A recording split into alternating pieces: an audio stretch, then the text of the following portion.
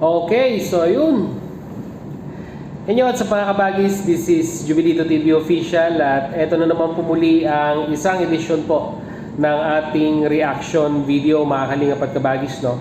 Pero bago po lahat, syempre po, shoutout po muna natin Kuya Val Santos Matubang, Ate Edna Vlogs at Kalingap Rab sa ating mga kalingap netizens at kalingap subscribers. Mega love shoutout po sa inyong lahat.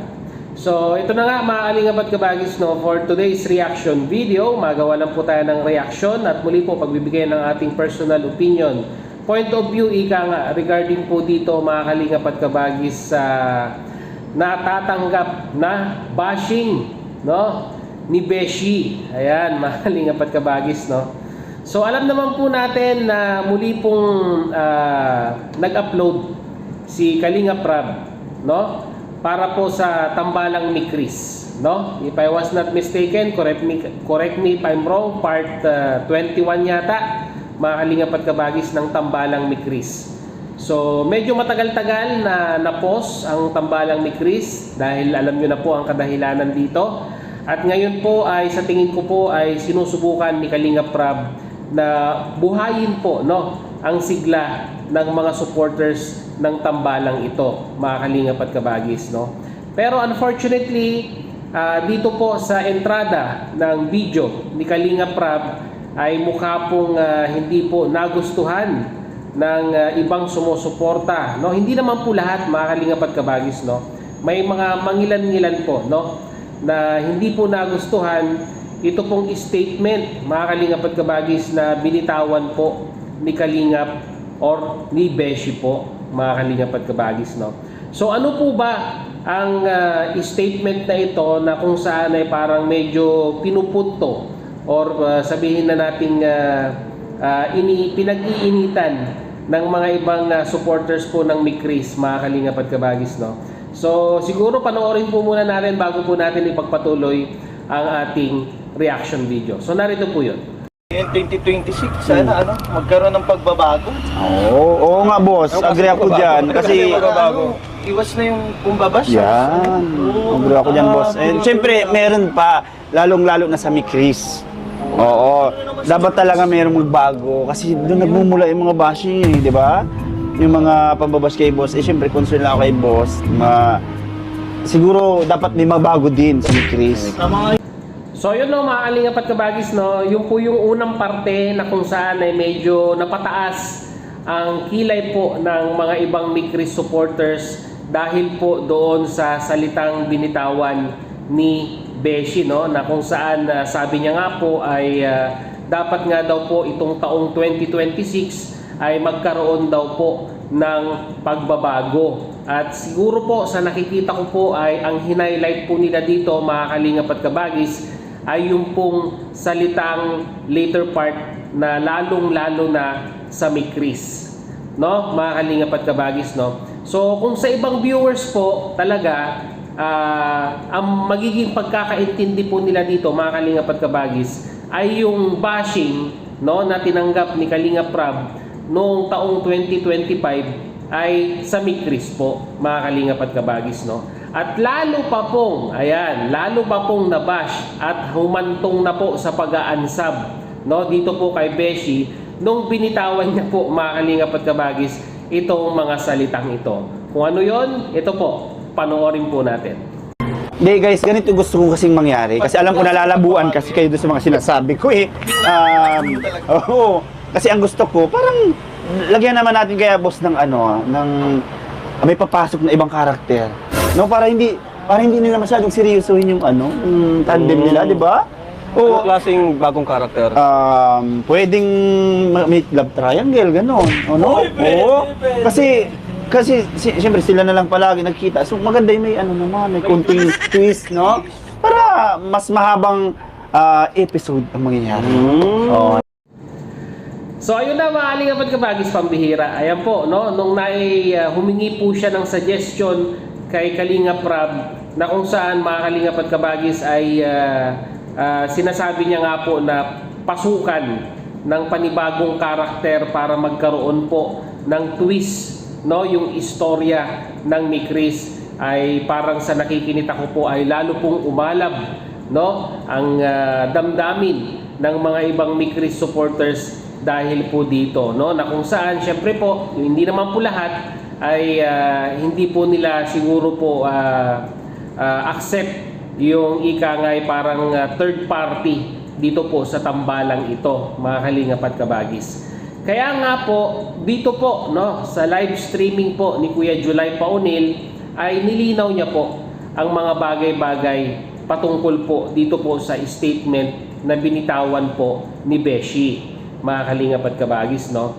At kung i-analyze po natin mabuti, yung pong paliwanag po ni Kuya July ay justifiable naman po, no? At masasabi po nating talagang may punto po ito pong si Kuya July Paunil. Pero siguro po, mga kalingap at kabagis, panoorin po muna natin yung pong paliwanag ni Kuya July dito, then saka po natin ipagpatuloy. Kaya narito po, mga kalingap at kabagis, panoorin po natin. Sa sitwasyon dito.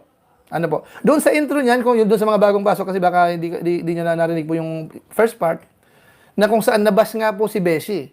Ang punto po ni Beshi doon sa kanong mga kasamahan niya kanina, para ma-excuse kung sakaling may pakilig tayong mapanood. Ano po? Ito ano ko na intindi ko na doon sa napanood natin na hindi dapat iba si Beshi. Ang intensyon po ni Beshi doon nung kanyang mga kasamahan, kaya parang gustong i-implicate o kaya gusto niya mangyari, ito ay parang serye, para kung sakasakali nagkakakiligan yung mga ganitong eksena, iisipin natin na part lang ng serye yan. So magkakiligan naman yan. Okay, kasi serye lang naman yan eh. Na kung saan yun naman ang minasama nung ilan. Kaya si Beshi ho ay inansab, kinagagalitan. Na ipinapaliwanag ko po sa inyo na wala naman akong nakitang hindi maling ginawa ni Beshi. Alam ko sa mga comment marami nagagalit sa kanya. Pero dinidma ko po yun, dinidma ko. Marami nagsusumbong sa akin sa messages, dinidma ko. Pero nung si Rab sa akin nagsabi kagabi na nabas daw si Beshi, ninamnam ko nang sabi ko isasama ko kako yan sa sa paliwanag ko para kako kasi wala nung pinanood ko ako ito, wala naman ako naramdaman na may maling ginawa si Beshi. Ano po? So kanina in-explain niyo sa may nag-comment dito na lumalabas para daw ano ba pagkakasabi niyo kanina na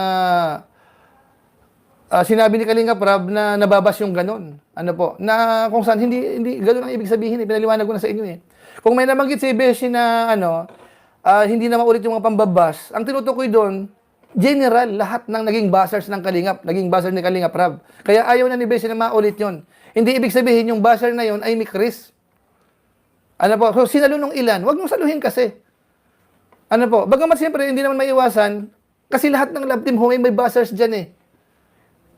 Sa part ng Mikris, ang bashing ho dyan na number 1, yung about sa underage ni Krista. Yun ang numero 1 sinasabi dyan. Doon naman sa iba, may babae daw, may lalaki daw, mga tipong gano'n eh, mga babaero daw. Issue naman nung kabila yun. So dito po sa issue naman sa kabila, ang issue dito kasi yung underage si Krista at saka si Mikoy daw, may kung ano-ano rin. Ano po? So kaya, ewan ko. So doon po sa umpisa, kaya ang gustong i-drive ni Beshi doon, baguhin ngayong taon, kasi ayaw nang maulit yung mga bashing.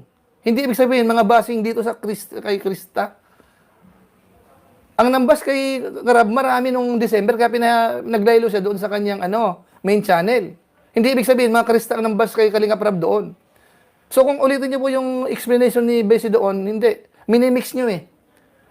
May part doon na ang tinutukoy ni Beshi ay general. Sa basing general yun. General, hindi may Krista ang tinutukoy doon. Mali yung mga, nag-comment kasi may nagsusumbong daw na mali ang intindi niyo. Na kung saan yung ang drive ni Beshi naman ay palabasin na serye ito, para itong eksena ngayon na sobrang kilig ay mai-save noon. Mai-save nung sinasabi ni Beshi na parang serye. Kasi binuo naman po ang mga love team, hindi naman para mag-asawahan eh. Pampa-good vibes, mag-tandem para matulungan yung beneficiaries. Magkaroon ng sponsors, nag-aaral yan, matulungan. Kung magpapabahay yan, kung anumang mga kailangan, matulungan. Yun po ang intensyon, hindi para mag-asawahan.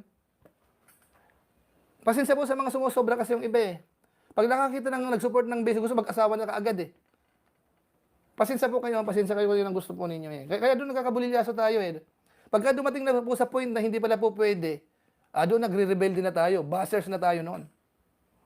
Kasi umpisa pa lang, mali yung natin eh, mali yung intindi natin eh. Kaya nung kasalanan. Kasalanan natin, hindi kay Kalinga Prab. So yun na nga no, mga kalingap at kabagis, no, malinaw naman po yung sinabi ni Kuya Julay Paunil, no, na kung saan ito pong statement na binitawan po ni Beshi ay ika nga ay in general, no? In general, lalong-lalo na po kay Kalingap Rab. Dahil alam naman po natin, nitong taong 2025 ay grabe po, no, ang natanggap na bashing ni Kalingap Rab regarding sa mga love team na yan. No, lalong-lalo na po sa mga panatiko. Hindi naman po lahat, uulitin ko po, mga kalingap at kabagis, no? Hindi naman po lahat.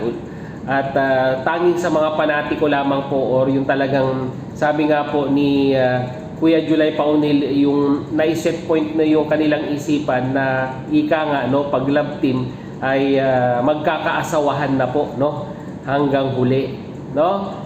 Alam naman po natin sa mga nakasubaybay sa mga love team na yan, na talagang ito pong love team na ito ay ginawa ni Kalingap Rab para po makatulong sa mga beneficiaries or yung mga ipinapartner po nila sa kanilang mga love team, mga kalingap at kabagis, no? Para ika nga ay kung ano man yung plano ay lalo pa pong mapabuti at lalo pa pong mapaganda, no? At kung seswertihin po ay magkaroon po ng mga butihing magi-sponsor po sa kanila. Yun lang naman po ang purpose dito, mga kalingap at kabagis ni Kalingap Rab.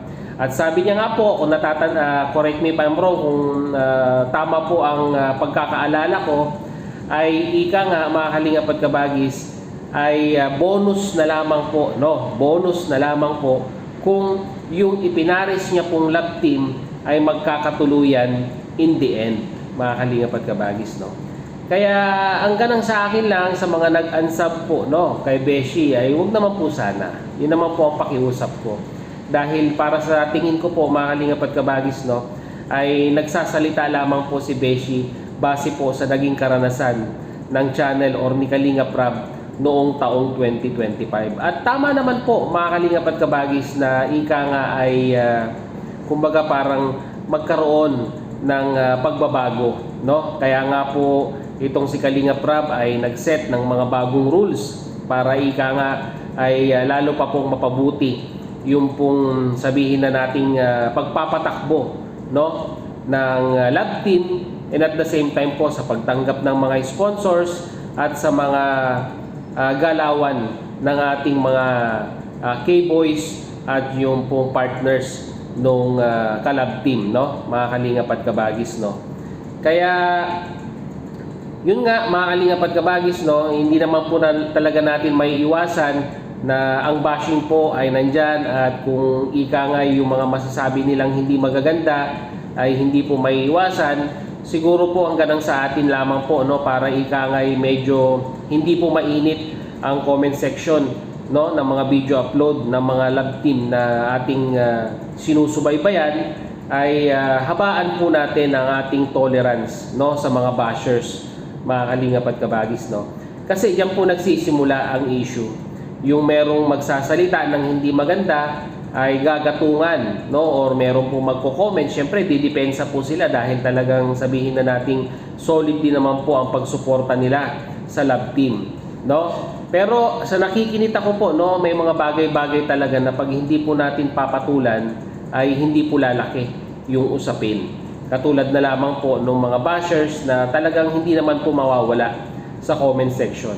Siguro kung merong nang-bash, merong nag-comment, ay hayaan na lamang po natin sila. Huwag na natin silang replyan, no, sa comment na rin yon para hindi na po humaba yung usapan, mga kalingap at kabagis, no.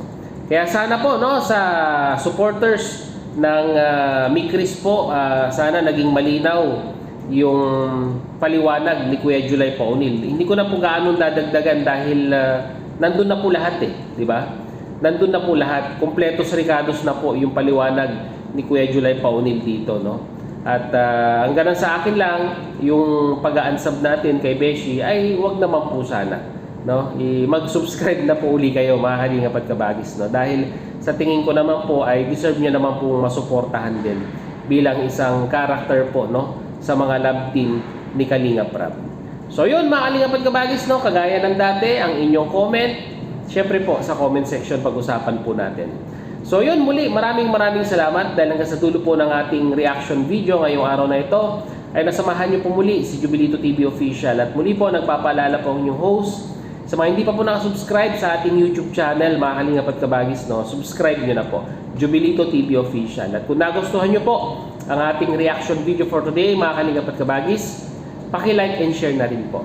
So yun, hanggang dito na lang. Once again, mga Kalingap at Kabagis, this is Jubilito TV Official, proud member po ng Team Coos at ng Team Bios. As I always say, mga Kalingap and Kabagis, peace, God first, God bless po. Bye-bye!